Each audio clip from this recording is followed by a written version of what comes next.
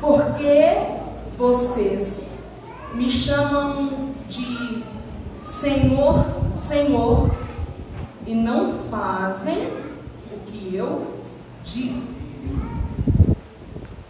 Porque vocês me chamam de Senhor, Senhor, e não fazem o que eu digo. Eu lhes mostrarei com quem se compara aquele que vem a mim, ouve as minhas palavras e as pratica. Esse é como um homem que, ao construir a sua casa, cavou fundo e colocou alicerces na rocha. Quando veio a inundação, a torrente deu contra aquela casa, mas não a conseguiu abalar, porque estava bem construída. Mas aquele que ouve as minhas palavras e não as pratica é como um homem que construiu uma casa sobre o chão, sem alicerces. No momento em que a torrente deu contra aquela casa, ela caiu e a sua destruição foi completa. Tenho certeza que você viu a aplicação dizendo rocha e dizendo areia. Na leitura perfeita, originária uma contextualização do grego, vai trazer claro aquele que se comprometeu em furar, em alicerçar, e aquele que colocou rente ao chão. E eu fiquei muito feliz porque a irmã que me antecedeu adorando a Deus cantou a canção que fala sobre quem ouve a voz de Deus. E é sobre isso que nós vamos falar nesse noite. Curva a tua cabeça. Pai, a tua palavra foi lida. Ela está no céu, revelada a essa terra através das Escrituras. E eu te louvo, nesse momento eu repreendo todo o ladrão de mensagem e te peço, leva a nossa mente cativa à tua presença e fala conosco. Eu oro crendo, rogando que Satanás atual já nesta noite e cumpra o propósito sexual para a tua glória. Amém. Se assente dando glória a Deus. Dá um sol maior.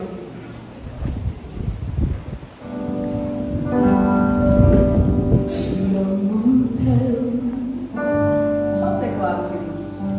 Tua graça nunca falha. Todos os dias eu estou em tuas. Desde quando me levanto até quando eu vou me deitar, eu cantarei só a bondade de Deus.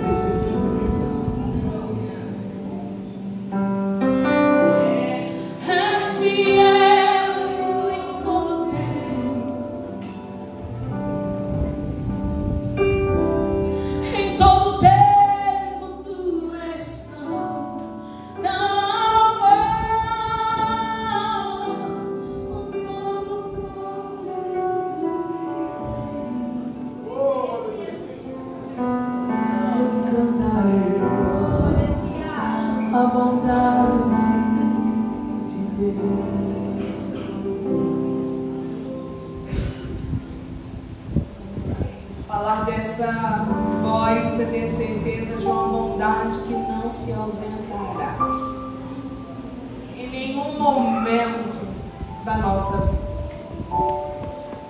Houve um tempo em que a maior dificuldade era das pessoas virem até Jesus para ouvi-lo. Sim ou não? Houve um tempo em que falar de sentar e ouvir as Escrituras era algo muito complicado. Sou de uma época em que no meio dos cultos muito se falava da vergonha de carregar a Bíblia. Sou de uma época em que as Bíblias foram ficando tão pequenininhas, tão pequenininhas, tão pequenininhas, que eu lembro que na época da minha juventude tinha uma Bíblia desse tamaninho, que as meninas guardavam dentro da bolsa, porque era meio complicado de se ouvir falar sobre isso. Hoje é quase ostentação carregar uma Bíblia grande. Já houve época também que pelo tamanho da Bíblia dizia que se conhecia o vácuo. Vocês são dessa época? 40 anos, irmão, 40 anos de crente, passei por algumas fases. Sendo que eu nem sou natural do estado de São Paulo, e lá da onde eu venho o negócio é mais apertado que aqui. Houve sim um tempo em que falar sobre as palavras de Jesus não era muito aceito em muitos lugares. Mas eu louvo a Deus porque o nosso tempo é outro. Hoje você abre a timeline do Instagram, você já se depara com N versículos, sim ou não? Eles estão em várias artes, várias formas. Hoje, os carros trazem adesivos. Embora confesse que não deu tempo eu acabar de registrar um, porque eu ia fazer até uma publi sobre isso no Instagram, porque dentro de um guindaste, atrás do guindaste que estava passando lá próximo a Prestes Maia, na quinta-feira estava escrito assim: cuidado com o crente, ele é perigoso. E só. Não entendi. Cuidado com o crente, ele é perigoso. É natural. Se tornou comum. E eu temo o pastor Moisés, que está beirando a comum demais. E tudo que torna muito comum começa a perder crédito. E casas que de tanto comer picanha não causam mais o mesmo efeito. Porque tornou comum. E de tão comum que vai se tornando, aquilo vai perdendo o valor que se deve. E Jesus está aqui nesse texto onde nós lemos, falando exatamente sobre cultos, falando exatamente sobre Bíblia aberta, falando exatamente sobre momento em que Deus fala, Jesus fala, momentos em que você está sendo direcionado. Aqui é final de Sermão da Montanha. Aqui é final de envio e escolha de discípulos. Se você passar mais algumas páginas, em especial se você se ater a ler esse texto lá em Mateus capítulo de número 7, você vai entender que Jesus está em plena atividade do exercício do ensino, da vida do evangelho prático. É como se alguém estivesse saindo de um EBD. É como se alguém estivesse saindo de um culto de ensino. É como se as pessoas estivessem saindo de um seminário teológico. As escrituras estavam sendo ensinadas. Hoje nós as temos escritas, mas ali era o verbo vivo, encarnado e falando, ensinando na pessoalidade de Jesus. E diante disso, Jesus encerra essa narrativa esboçando a sua maior preocupação. E a preocupação é: vocês estão ouvindo. Diga glória a Deus, porque tem gente ouvindo. Mas a minha preocupação não está com o fato de vocês ouvirem apenas. Porque ela vai começar a dizer: olha, vocês estão vindo até a mim. Uou, vem para o culto. Tem gente que nem veio.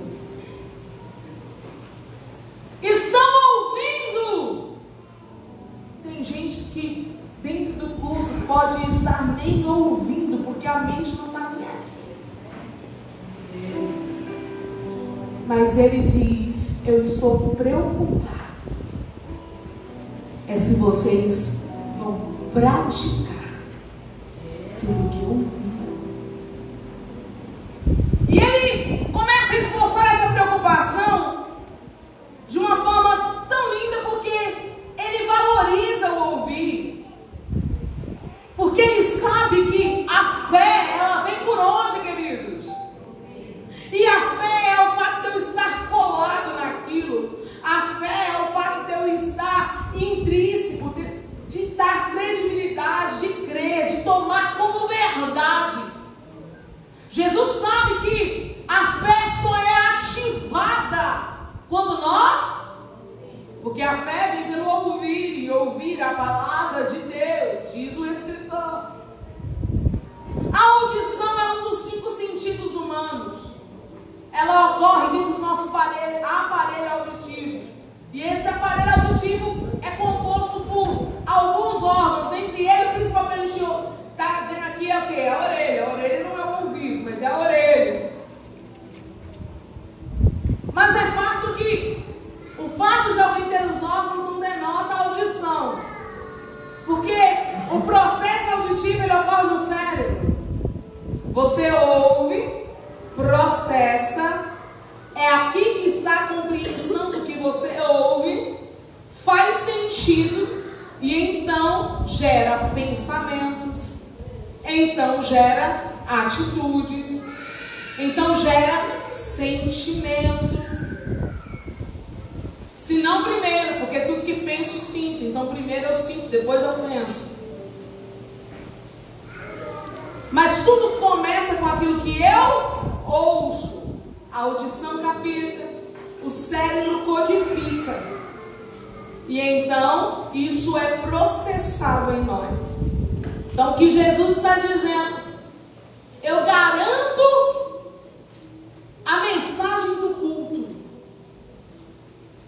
você garante trazer o corpo e a audição, mas só você é responsável por como isso vai ser codificado para se tornar em ações na segunda-feira, dentro de casa. É você que é o responsável em como isso vai ser codificado e vai se tornar uma realidade dentro da tua família. Quando você subir no ônibus, quando você for pagar a conta, quando você montar a mesa, quando o culto acabar e você sair daqui e for se reunir com a tua família. Essa responsabilidade é nossa, não é de ninguém. Apesar dela ser tão importante para a cognição, ela produz uma memória auditiva. Tem pessoas que ao ouvir algumas músicas já começam a chorar, sim ou não? Você começa a ouvir. Eu inclusive cantei na Semana da Família da nossa igreja, na quarta-feira, eu cantei a canção que iniciou meu casamento. Cantei até emotiva, né? Porque na hora que começa a tocar, minha vida é do mestre, eu já lembro meu desespero dentro do quarto, não, dentro do carro já, agoniada, porque eu estava indo casar e ia embora, porque o ouvido também traz memórias auditivas. Então Jesus está dizendo, vai registrar aí dentro do seu cérebro. E o que você vai fazer? O que é que você tem feito? Desde que você aceitou Jesus? Desde que você conheceu Jesus? O que é que você tem feito? O que é que você tem levado para dentro da tua casa, da tua família? Que eu preciso te dizer, o Evangelho não é ciência, o Evangelho é vida prática. Não, o Evangelho não é a faculdade que você frequenta e tem um tanto de bases, ensinos. Não, irmão, é prático. Jesus está dizendo, eu estou preocupado em como está a tua vida com aquilo que você tem aprendido e ouvido. Logo depois que nós ouvimos, as coisas ganham significado dentro de nós. E se a fé é ativada pelo que ouvimos, Tiago também está muito preocupado com isso, meu pastor. Porque Tiago vai dizer, se você ouviu e gerou fé, e essa fé não produziu nada em você, eu estou tão preocupado que eu preciso dizer, tá todo mundo de luto, tem um sepulcro caiado que você está carregando, porque a fé sem obras é morta. Então o que eu ouço precisa produzir obra. Para não andar cheirando mal, cheirando a velório, as coisas estarem fedidas lá dentro, porque defunto fede. E a fé sem obras, ela é morta. Então se eu ouço e isso não gera obras, cheira mal. Não é legal. Precisa produzir significado. A palavra prática que Jesus está dizendo aqui é, porque é Jesus quem está falando. Porque vocês me chamam de Senhor, Senhor, e não fazem, e não praticam, e não tornam realidade. Eu preciso mostrar a vocês com quem se compara aquele que ouve e pratica. A palavra pratica do grego é ergo, de ergonomia. O que significa essa palavra? Essa palavra está dizendo sobre aquilo que gera movimento, gera ação. Então, Sara, não é sobre aquilo que eu sei? Não. Então não é sobre aquilo que eu conheço? Não. Então não é sobre aquilo que eu agora carrego. Sobre o dízimo que eu pago. Sobre o povo que está vendo meu carro estacionado na porta da igreja. Sobre a minha carteirinha de membro. Não, querido, entendeu tudo errado. É movimento. É ação. É na ação que vai sendo revelado. É nesse movimento que nós vamos dizendo, eu ouvi, entendi, e é verdade, tem mais. A partir de agora não faço mais, não sou mais. A partir de agora minha ação e meu movimento é outro. E aí, para poder explicar isso, para tornar de uma forma muito clara, Jesus vai dizer, fica tranquilo, eu não vou deixar vocês aqui sem entender. Eu vou trazer para um ambiente prático e vou contar para vocês uma historinha. Porque todo mundo, depois que ouve, sai para construir alguma coisa. Porque todo mundo que está aqui, vivendo na terra, está construindo alguma coisa.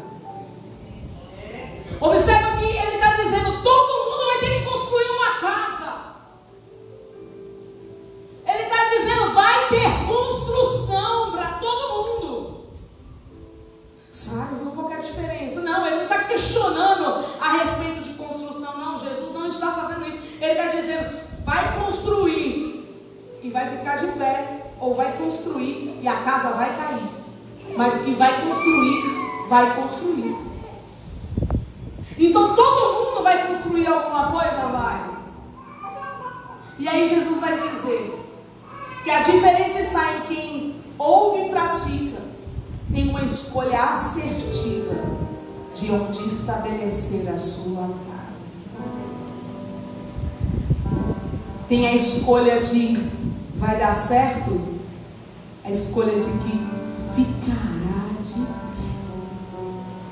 A escolha de que vai ser resistente. A escolha de que vai suportar. Isso só acerta quem pratica as palavras de Jesus. Aí Jesus vai dizer que quem ouve e pratica escolhe rocha. Escolhe um lugar de profundidade. Escolhe um lugar que dá trabalho. Escolhe um lugar que vai demandar esforço, ferramenta. Escolhe um lugar que vai ter profundidade, que tem que ter alicerce. Esse é o que ouve e pratica. O que ouve e não pratica, qualquer lugar serve. O contexto areia aqui é para poder dizer, ele vai e não cava. Ele vai e coloca rente ao chão mesmo. Ele não perde tempo preparando, porque já que eu tenho que construir, qualquer lugar serve. Já que eu tenho que casar, qualquer mulher serve. Já que eu tenho que estudar, qualquer lugar serve.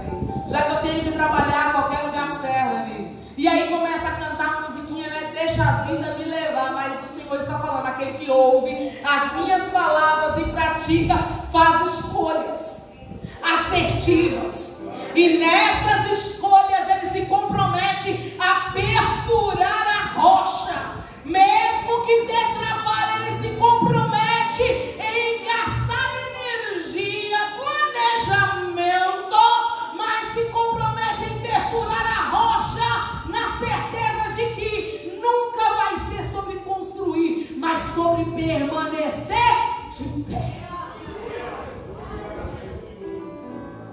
Tem casamento todo dia. Tem casamento todo dia. Famílias nascem todos os dias. É só vocês olharem a taxa de natalidade, a taxa de matrimônio. Mas na mesma proporção, tem separação e divórcio todo dia. Tem gente morrendo todo dia.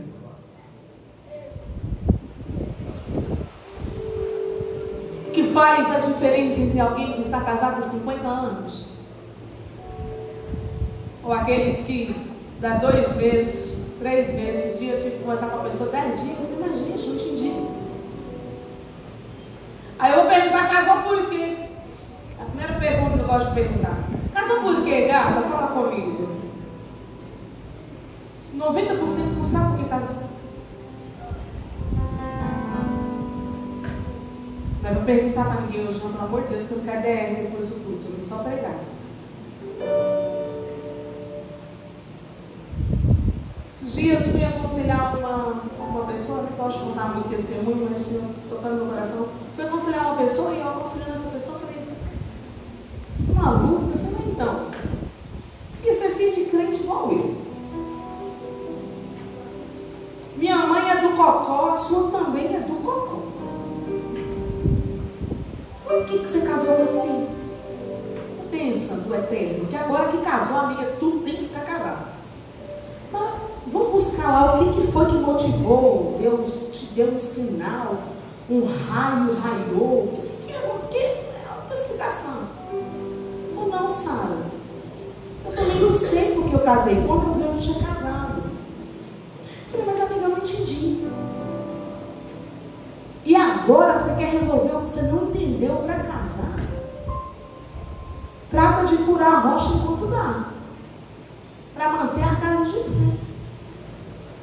Porque é certo que ele faça algo que te autorize, eu te digo, você vai ter que lutar para manter a casa de pé.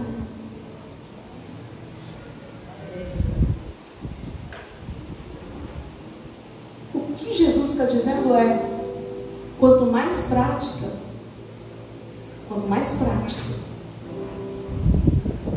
mais você fura a rocha, mais a sua casa fica de pé. Aleluia! Aleluia! Eu não vim aqui hoje ensinar vocês, eu vim hoje convidar a vocês a praticar tudo quanto vocês já têm ouvido. Não, o Senhor falou comigo muito forte. O Senhor falou comigo, não precisa trazer nada novo, não precisa trazer conceito novo, o culto não é sobre isso. O culto vai ser, família, vamos começar a praticar. Família, vamos trazer o culto para dentro de casa. Família, não é cultuar na igreja, é continuar o culto da nossa casa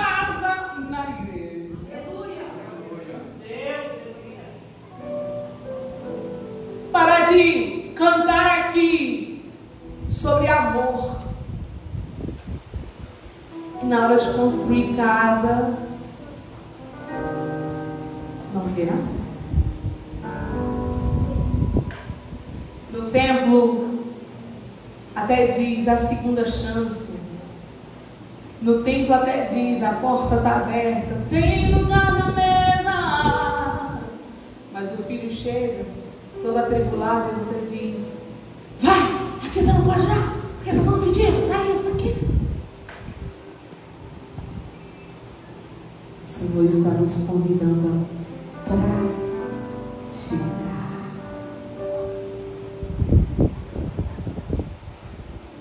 Porque quem olha do lado de fora vai ver duas casas erguidas, sim ou não? Quem está olhando está dizendo, duas casas construídas. Mas Jesus vai nos dizer que o que mostra quem é quem não é a construção da casa.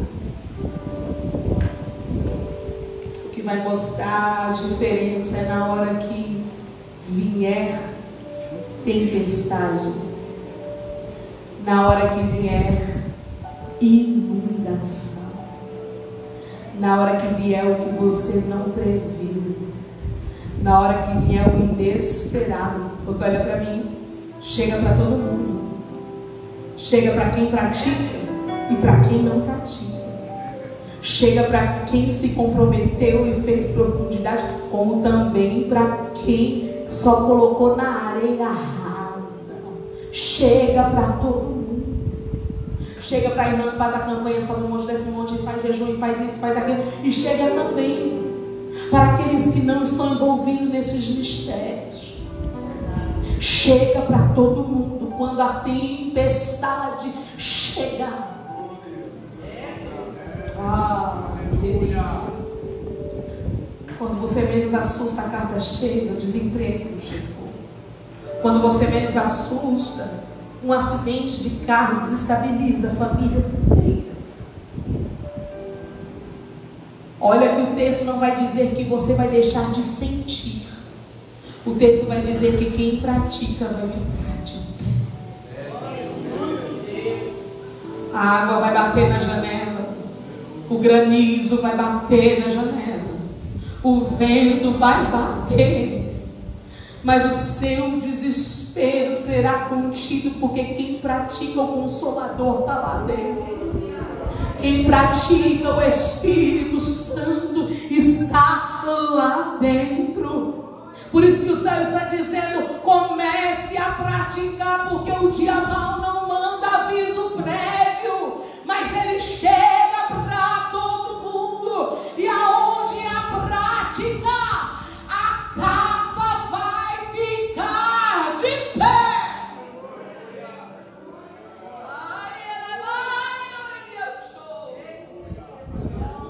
O que abala não vem de dentro. Olha isso. O texto vai dizer que o abala vem de fora. O que abala foi chuva, externo. O que abala foi inundação, externo. O que abala é tempestade, vento, raios, relâmpagos, trovão, externo. Dentro não há abalo. Não diz que dentro não tem rusga, dentro não tem uma arranha. Não estou dizendo isso, estou dizendo sobre aquilo que abala, a ponto de questionar se vai ficar ou não de pé. Deixa para fora. Dentro, quem pratica tem raiz profunda, tem profundidade. Então dentro não estará abalado, isso é fora. O Senhor está dizendo que quem pratica vai estar inabalável. Porque os que confiam no Senhor são como os montes de Sião, que não se abalam, mas permanecem para sempre. Jesus está dizendo, faz a confiança virar prática. Porque eu vos quero inabaláveis. Eu não quero sobreviventes olhando a minha casa caiu. Porque tem gente que é só sobrevivente. Eu estou vivo. Jesus não disse. Ele vai dizer, houve destruição por completa do que, queridos? Do que? Da casa. Quem construiu estava lá, estava vivo. Quantos sobreviventes de casas destruídas? Quantos sobreviventes para os quais não houve falta de palavra, não houve falta da voz de Deus, para os quais não houve falta de direcionamento, houve falta de prática. Sobreviventes não, inabaláveis sim. Fica de pé, só quem ouve e pratica. Saber o certo nunca vai ser o suficiente, mas viver o certo é. Saber o que fazer é top. Fazer o que tem que ser feito é que vai garantir que você e a sua casa estarão inabaláveis no dia mau.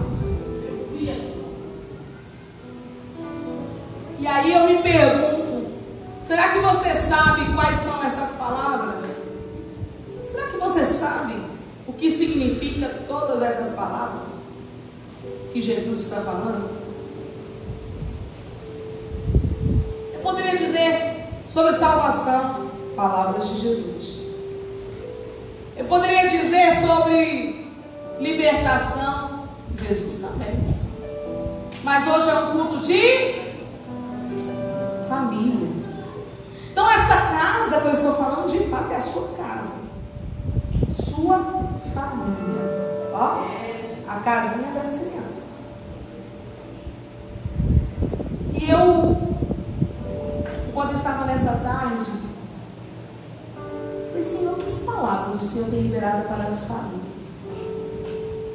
que nós não estamos praticando, pelas quais nós devemos zelar com prática. E o Senhor me fez ir a Efésios, capítulo número 5. Eu gostaria muito que você abrisse a sua Bíblia. Aquele que ouve as minhas palavras e as pratica estará inabalável na adversidade e ficará de pé. Que palavra é essa?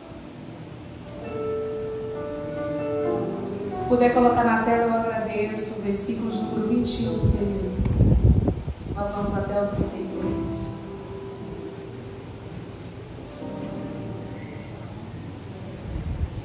Vamos ouvir a palavra e vamos ver como está a prática para mim saber se a tua casa e a minha estão de pé. Vamos? Sujeitando-vos uns aos outros no temor de Deus. Vós, mulheres, vós esposas, sujeitai-vos aos vossos maridos como ao Senhor. Porque o marido é a cabeça da mulher, como também Cristo é o cabeça da igreja, sendo Ele próprio o Salvador do corpo. De sorte que assim como a igreja está sujeita a Cristo, assim também as mulheres sejam em tudo sujeitas aos vossos maridos. Continua na tela para mim, querido. Mulheres, estamos construindo casas inabaláveis. Estamos tendo prática das palavras liberadas a nosso respeito. Essa família está inabalável, ou no primeiro vento não tem prática de submissão. E submissão não é subjugar. E eu sou o maior exemplo disso, porque eu sou uma mulher de fato independente. E não é de hoje, é desde sempre. Eu trabalho desde 8, 9 anos. Começou com uma brincadeira dos meus pais, depois virou meta pessoal e depois virou tive profissão e daqui a rosto não me deixa mentir. Eu dirijo daqui no Mato Grosso, eu dirijo daqui no Paraná fazer a obra de Deus, aonde for. Meu marido arruma o carro, se der problema, ele é o primeiro que tá ligado, entendeu? Eu só não sou a mecânica, isso daí não. Mas eu não estou debaixo de outra cabeça que não é do meu marido. Porque mulheres confundiram as coisas. Submissão, a melhor tradução para mim é estar debaixo da mesma missão que o teu esposo. Sabe qual é o problema? É quando a missão da mulher começa a concorrer com a missão do esposo. Como que vai haver paz? Como que vai haver unidade se nessa casa tem 2, 3 missões? É tanta missão dentro dessa casa que me preocupa. A mulher quer uma coisa, o marido quer outra. E todo mundo quer coisas diferentes. Essa casa vai cair, não há prática. Agora, quando está tudo certo, e o maior encorajador para que eu dirija e para que eu vá mesmo é o meu marido. Nós estamos debaixo da mesma missão. Levante a tua mão, mulher. Só as mulheres recebam graça para aceitar que a submissão é a certeza de que o Cristo que governa o teu barco não errou quando escolheu a cabeça. Porque você só vai aceitar ser submissa a teu esposo quando você entender que ele não errou quando colocou a cabeça na tua família. Então você vai entender que estando com ele, dividindo com ele, sonhando com ele, você estará bem. A prática, recebam graça para praticar. Recebam graça para praticar. Recebam graça para que essa casa não venha cair. Recebam graça. Porque se você não estiver conseguindo, o Espírito consegue te ajudar nisso daí. Não tem nenhuma área em que o Espírito Santo de Deus não possa atuar em nós. E Ele pode te ajudar nisso. Continuemos, querido. Volta para a tela. Não tira não, que a tia quer ir na tela.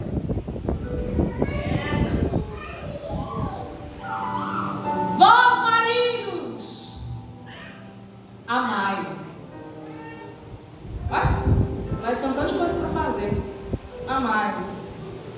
Vossas mulheres, como também Cristo amou a igreja. E a si mesmo se entregou por ela. Para santificar, se entregou. Para purificar, ele se entregou. Com a lavagem de água, ele se entregou pela palavra. Para apresentar a si mesmo igreja gloriosa, sem mácula, sem ruga, nem coisa semelhante, mas santa e irrepreensível. Que amor é esse? Assim, com tudo isso, vós, maridos, deveis amar as suas mulheres como a si mesmo, como o seu próprio corpo. Quem ama a sua mulher, ama a si mesmo. Porque nunca ninguém odiou a sua própria carne.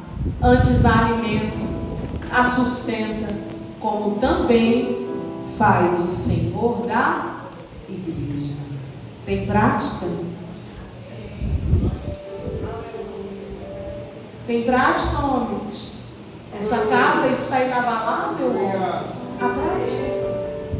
Um amor protetor. Um amor que direciona. É um amor que ele está tão comprometido, que ele está disposto a dar a própria vida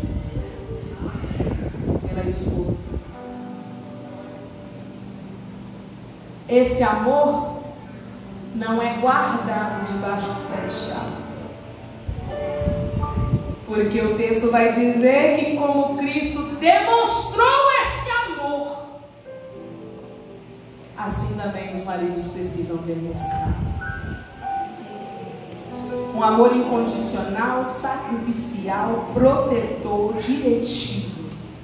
Este é o amor que Deus exige. Diga exige. Não é talvez, sim. Exige. É dever, obrigação dos homens para com as suas esposas.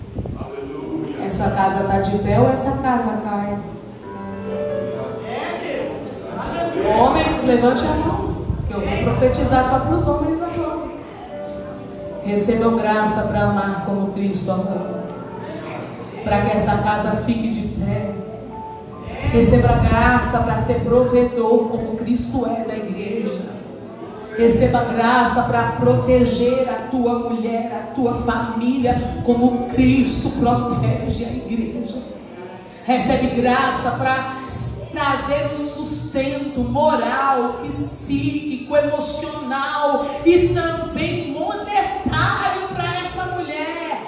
Recebe graça para amar como Cristo ama, porque assim a tua casa estará de pé. Recebe graça para praticá-lo.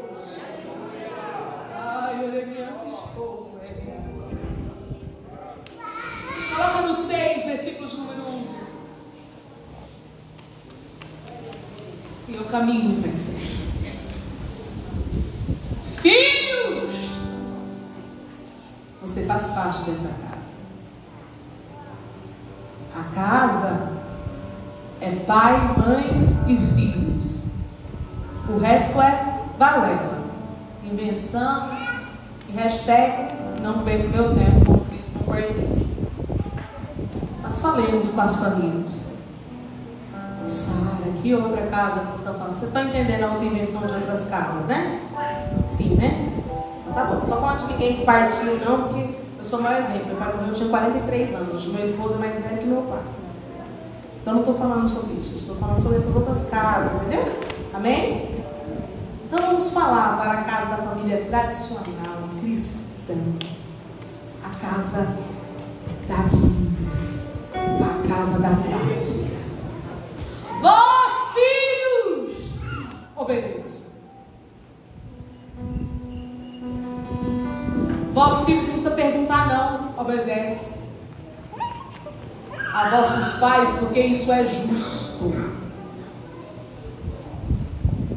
Honra o teu pai e a tua mãe, que é o primeiro mandamento com promessa, para que te vá bem e vivas muito tempo sobre a terra. Filhos, sem obediência, a casa cai. Filhos, sem honra, essa casa cai.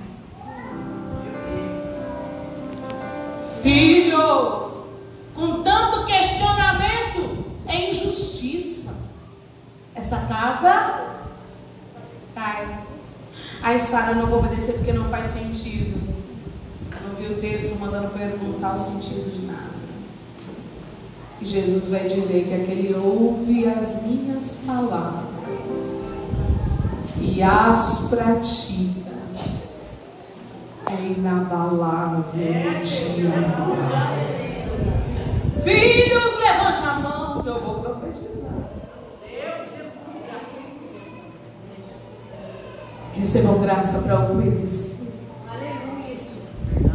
Não porque pai e mãe manda, mas porque Jesus, que morreu na cruz do Calvário, mandou obedecer. Recebam graça da parte de Deus agora, para serem obedientes e comprometidos com a tua família, para que essa casa não caia e você se torne sobrevivente de um naufrágio, dizendo a casa caiu porque você não praticou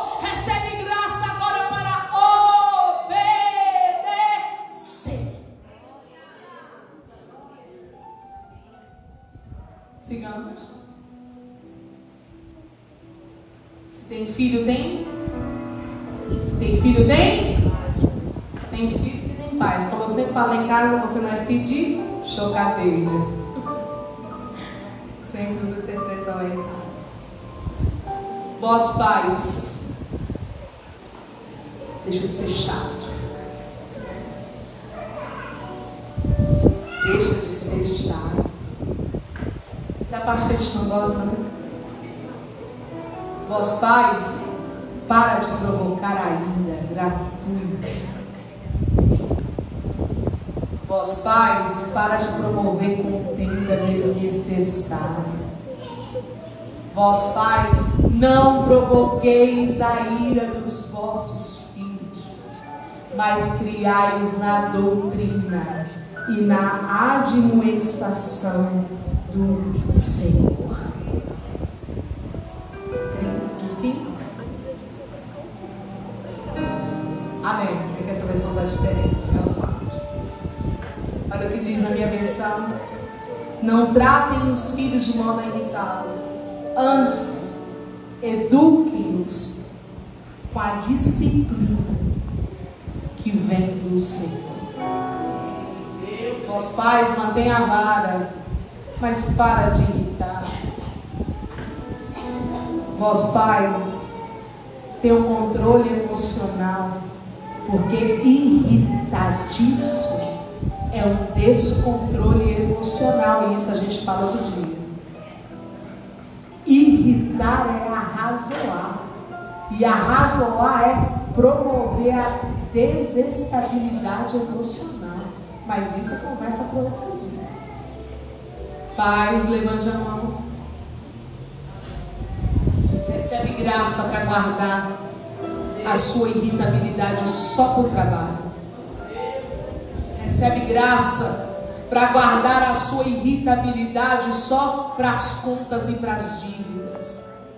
Recebe graça para guardar o seu nervosismo, a sua irritadice que está exacerbada só para as questões que precisam ser resolvidas. Recebe graça para quando falar com os teus filhos, o que exalar é amor e disciplina e não irritabilidade. Recebe graça para que o amor seja real e seja sentido. E quando eu digo pai, eu estou dizendo pai e mãe. Levanta a mão, mãe. Recebe graça para não ficar reclamando daquilo que não precisa, da louça que não precisa, reclamando da roupa que não precisa, coisa besta, fatídica, desnecessária. Recebe graça, porque a tua casa precisa ficar de pé.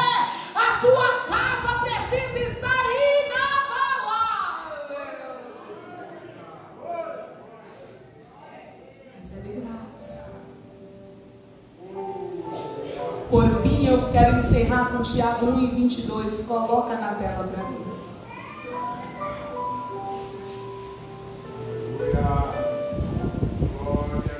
Minha casa precisa ficar de pé. A minha casa precisa ficar de pé.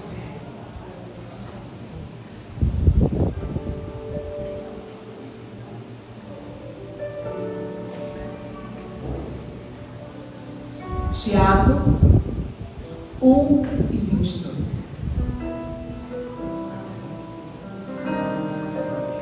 Fique sobre os teus pés e eu encerro.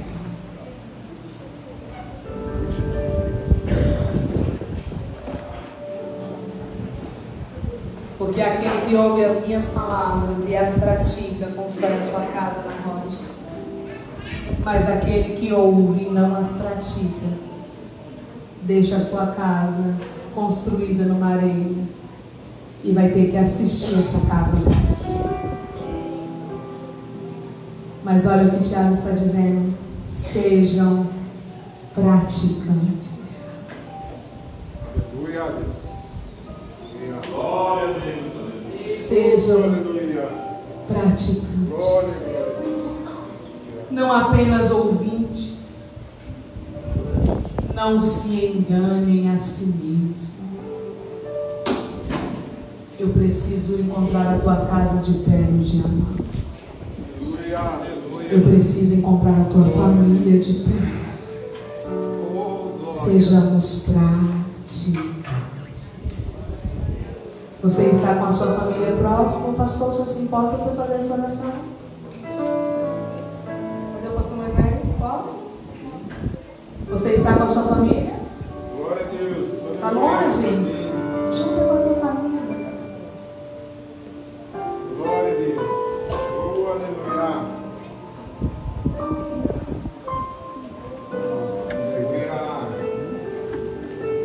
Glória a Deus. Fique juntinho da tua família.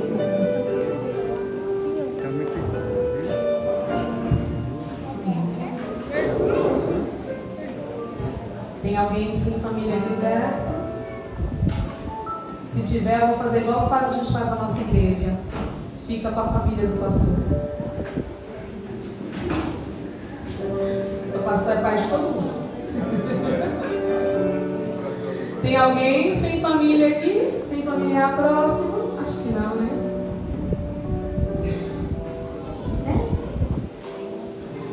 Vem, uma senhora. Vem cá, senhora princesa, vem. Aqui, ó. Agora ela lá pra mim, querida. Isso, não vai ficar ninguém sem família. Isso, aqui, ó.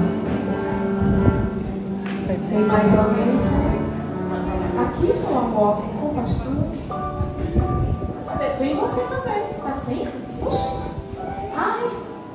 Aqui, ó. Estamos todos. Nesse momento eu quero que você, com a sua família. A minha pode subir aqui, por favor, porque eu sou